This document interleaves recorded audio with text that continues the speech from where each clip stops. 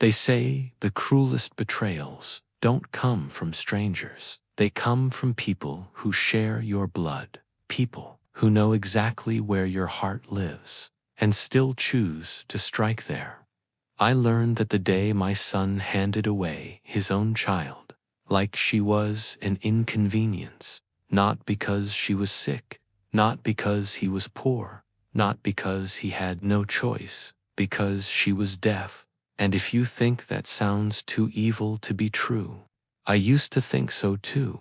But life has a strange sense of humor, because the little girl he abandoned grew into the one person he would one day beg forgiveness from, and by then, she didn't need his voice, she had mine. If stories about family revenge and second chances mean something to you, subscribe now, because this one took me 16 years to finish. My name is Harold Mercer. I'm 72 years old. I drive a faded blue 2004 Ford Ranger with one dent on the passenger side door and a heater that only works when it feels respected. I wear brown loafers polished every Sunday. I still use cash. I still iron my own shirts. And I still keep every promise. I make most people mistake modesty for weakness. That mistake has paid my bills for decades. I built a private logistics company from one truck and a rented storage unit behind a feed store outside Tulsa. No investors, no inheritance, no glamorous startup story, just long hours, clean books, and the ability to spot liars before they finished smiling.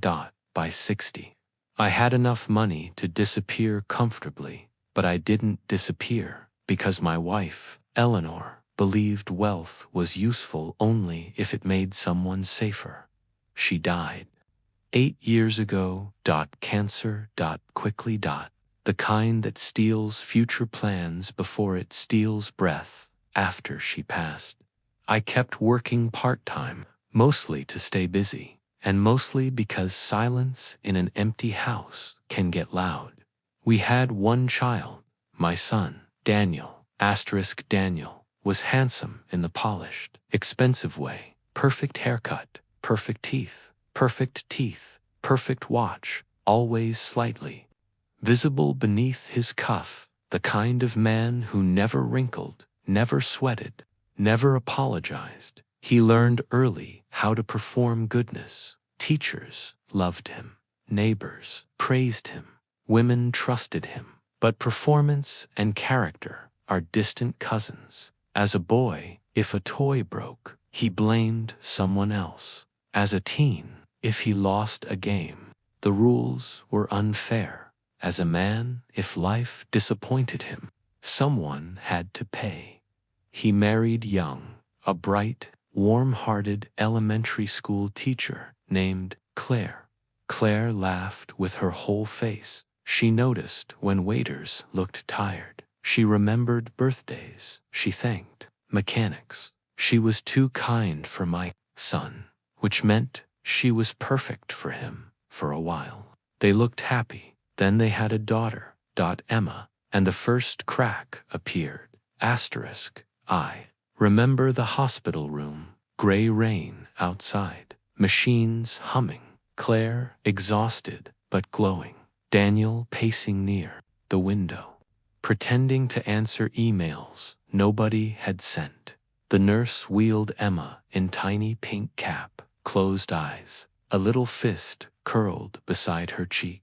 I reached down, touched one finger. She wrapped her whole hand around it. I was done for, completely in love. Daniel looked proud for exactly 12 minutes. Then doctors requested more tests, newborn hearing screening, then another, then specialists, then words nobody in the family knew how to carry.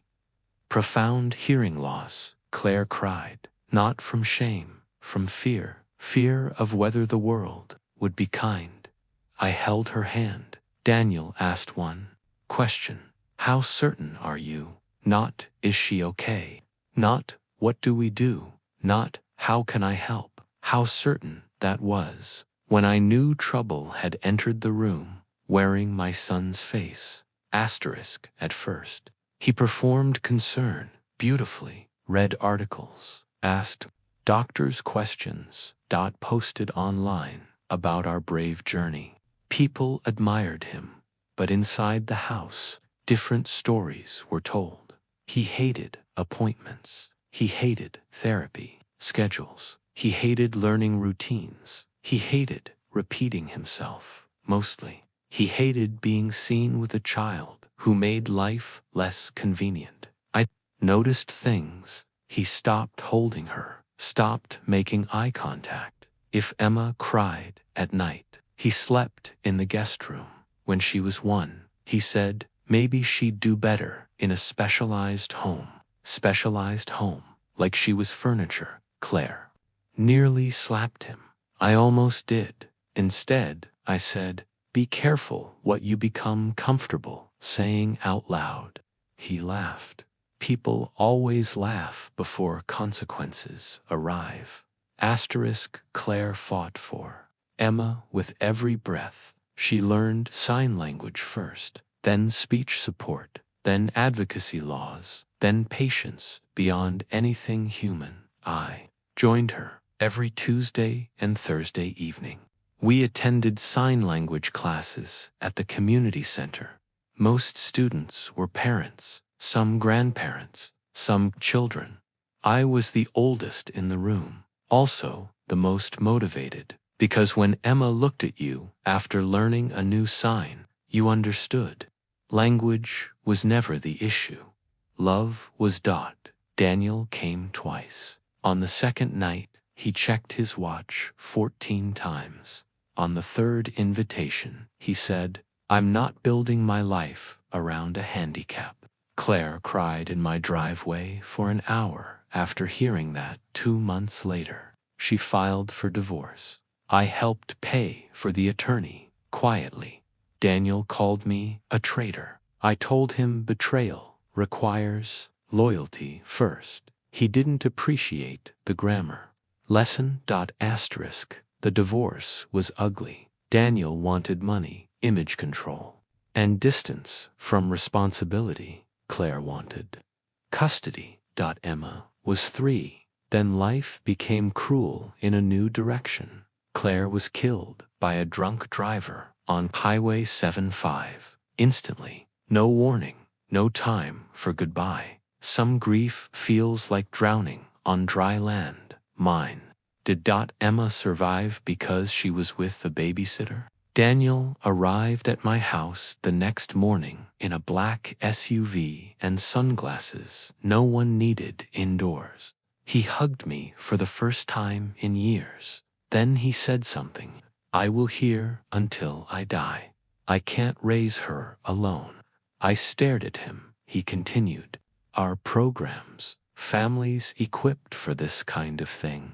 This kind of thing. He meant his daughter, my granddaughter. Asterisk. I offered to raise Emma myself, immediately, no hesitation. I had the home, the means, the love. He refused, said I was too old, said courts would agree, said he had already made arrangements. That phrase chilled me more than shouting ever could. Within a week, Emma was gone, placed through a private adoption network in another state, legal, fast, cold. I hired attorneys, investigators. I spent money like water, but privacy laws, sealed records, and Daniel's paperwork built walls I couldn't climb. He vanished into a new life in Dallas. New wife within 2 years, 2 hearing sons, country club photos, holiday cards I burned unopened, and Emma became a silence I carried every day. So I made a decision. If I couldn't find her quickly, I would spend every year becoming ready when I did. Asterisk. I kept learning sign language, advanced classes, immersion groups, volunteer, tutoring. I practiced in mirrors, in grocery stores, with deaf clerks who kindly corrected me at red lights. In bed. I learned regional variations, idioms, humor, poetry in motion. I donated anonymously to deaf education programs, funded scholarships, supported advocacy groups, not to look noble, to stay connected to the world she might be living in. People told me to move on. People say foolish things when pain inconveniences them. I did not move on. I moved forward. There's a difference. Every birthday, I bought a gift and stored it in the attic. Age 4 through age 19.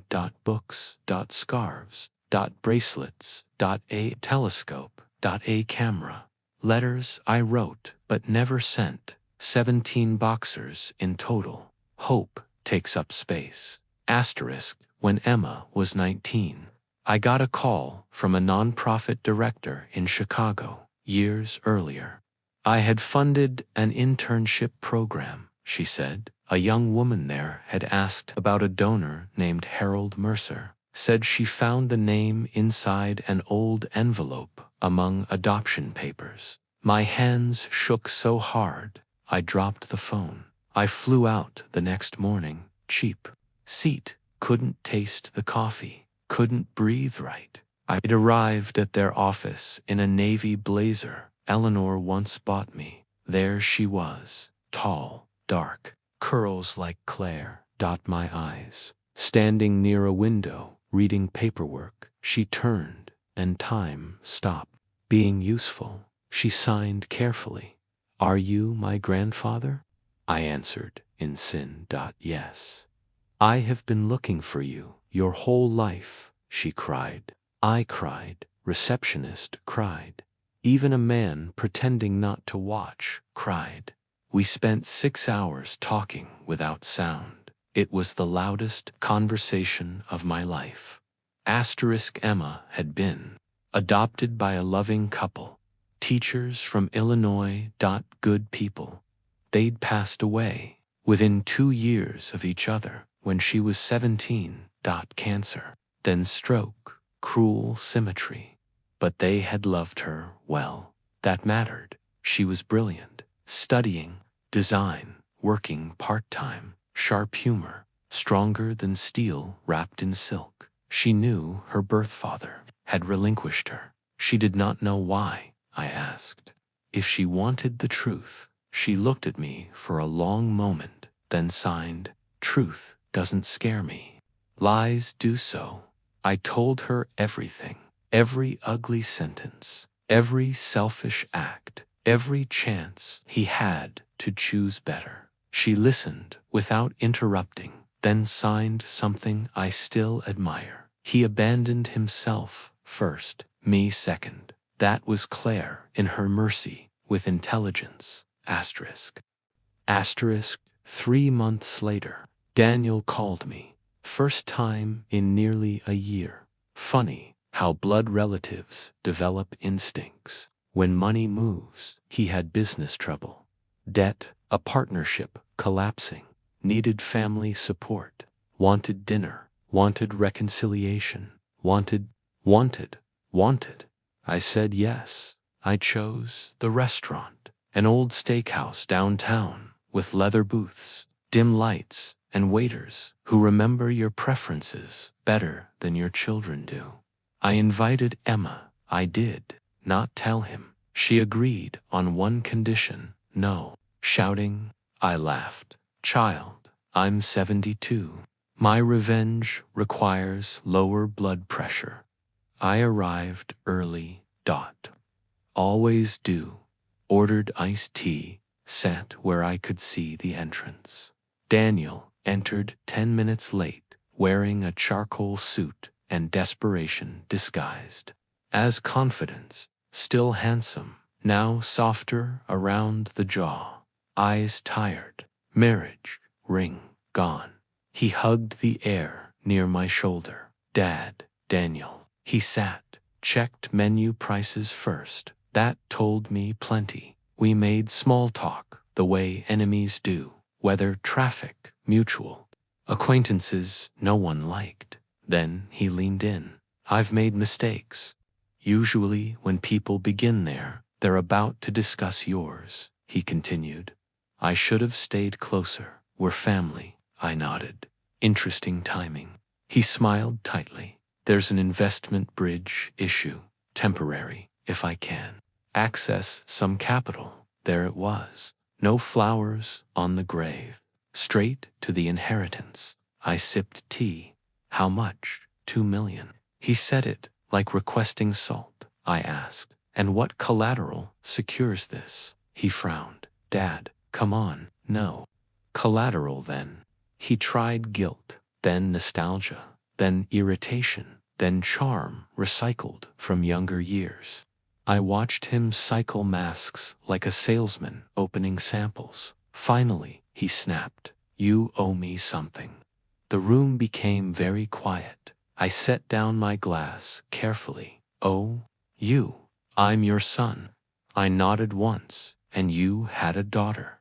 He froze, small movement, but enough. He hadn't expected the ghost at dinner. 2110 envelope, introduced I. Slid an envelope across the table. Heavy cream paper. His name, handwritten. He touched it cautiously. Inside were copies, adoption signatures, custody, refusals, medical notes. His email stating he wanted a normal family life. His own words, time-stamped, legal.permanent.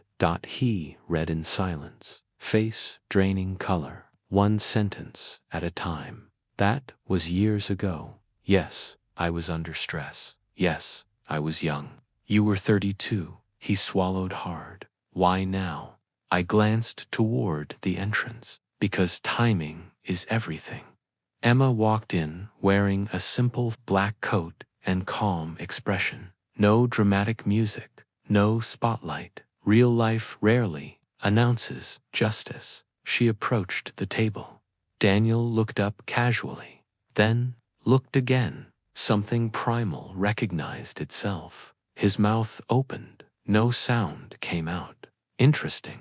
I stood. Daniel, this is Emma. She looked directly at him, then signed. He stared blankly. Of course, he never learned. I translated. She says, hello. Tears formed instantly in his eyes. The kind some men summon when consequences appear. Emma, baby.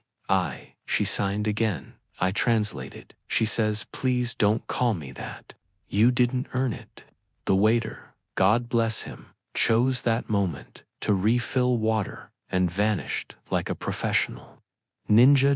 Daniel trembled. People call it anger. Often it's ego bleeding out. Asterisk. He tried the oldest trick. I thought you'd have a better life. Emma signed rapidly. I smiled. She says, better than what? Being loved by my own family. He looked at me. Dad, what did you tell her? The truth. It saves time. He turned back. I was scared. She signed. She says, children are scared. Adults are responsible. That one landed clean. He asked if she hated him. She paused, long enough to matter, then signed slowly. No, hate ties me to you. I almost applauded. Instead, I buttered a roll. Daniel then made his final mistake. He said, we can fix this. We, amazing word. Often used by people who built nothing. Emma reached into her bag and placed a folder beside the envelope. Inside were documents. She had founded a design accessibility startup 2 years earlier. I had invested quietly 6 months ago after reviewing her business plan. Today, we had finalized acquisition of assets from one failing regional distributor. The same distributor Daniel's collapsing company depended on. I translated gently. She now controls the vendor line, keeping your company alive. His head snapped toward me. You funded this. I dabbed my mouth with a napkin. I support capable family. Silence can be a cathedral when the right person is trapped inside it. Daniel looked from me to Emma to the papers. He understood everything. I had not hunted him with lawsuits.